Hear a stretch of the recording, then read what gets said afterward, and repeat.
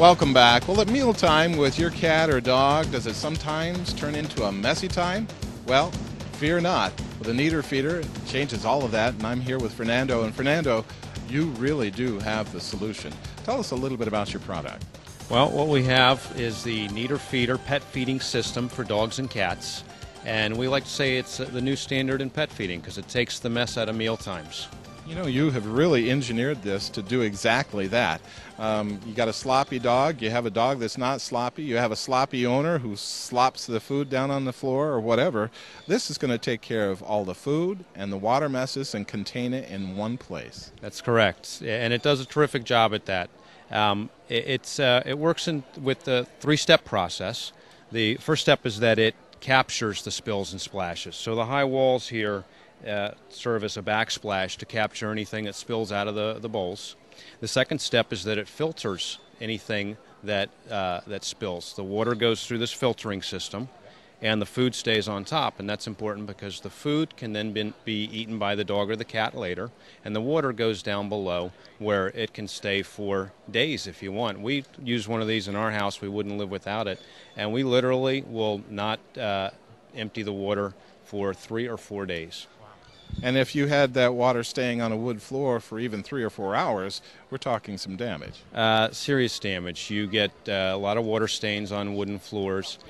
We have had quite a few people that have talked about vinyl floor tiles that will curl up if the water sits on the floor. And the other thing is, it's amazing how much actually splashes out of the bowls when a dog is lapping at the water, and it creates a splatter on the walls behind your bowls, on the baseboard, on the wall, and on the floor. And you're acting like you're speaking from experience. Can you tell us how you developed this? Well, we have 2 German wire-haired pointers that create quite a mess. They'll dig their muzzle into the food bowl, and the food nuggets all fall over as they eat. The crumbs spill out of their mouth, and when they drink, especially they're hunting dogs, so when they come in on a hot summer day and they're drinking half a bowl of water, there is just water everywhere. But now that we're using the Neater feeder, it's all contained. You know, that's really nice because, as you mentioned, this is kind of like the backsplash on a kitchen, which contains the food and the water from getting on the walls and the floor. That's correct. And it's a little bit different than there are other feeders out there with some type of a backsplash, but this has a unique design where it comes all the way around the front. And we also made sure that all of the corners in the Neater feeder are smooth and rounded, so it's very easy to clean. And I imagine that owners of this finally notice that there's a lot of splashing going on. Maybe they didn't even realize just by looking at the backsplash. Absolutely. The backsplash on ours, I'm constantly amazed at how many water stains and droplets are on just after they drink, just because as they're lapping at the water, droplets are splattering all around, and if you didn't have the backsplash of the Neater feeder, it would be on your baseboard or your wall or on your floor. Now, Fernando, your dogs seem like they're large hunting dogs. Do you make this in different sizes for different size pets? Yeah, we do, and we were actually very pleased to find out that cats also tends to be messy. So we have a small version for dogs and small dogs and puppies, and that version also works for cats. And then there are elevated feet that can make that version work for more medium-sized dogs. So with the elevated feet, as well, you might be able to have this grow with a pet from puppy to adulthood. Yeah, well, the small version can grow from a puppy into a medium-sized adult dog. The large version starts out at an elevated height of 8 inches, and with the feet here, these add 3 inches, so it goes up to an 11-inch height. And elevated feeders are very important for especially large dogs, but many dogs. It helps with joint strain in their necks and in their legs. And it's also, there are a number of dogs where an elevated feeder is a healthier position for them to eat in terms of digestion. You know, I really have to believe that's true. We eat at tables, and yet our loved family pet, we say, you can eat off the floor, and this kind of brings it up so it's a pleasurable experience for them. Absolutely. We like to say it's a more civilized way to feed your pet, and we really do think that it's a piece of furniture that should have existed for a long, long time, and now it's a piece of furniture we're hoping that pet owners can't live without. Now, Fernando, I have to believe that what puts the Neater in the Neater feeder is the fact that this can get kicked around by the pet or the owner, and everything's going to be fine. That's true. We like to say that it's an insurance policy against spills. We've talked to quite a few people that have problems with their dogs and cats being messy, but quite a few others where it's actually the pet owner or the kids that are accident prone.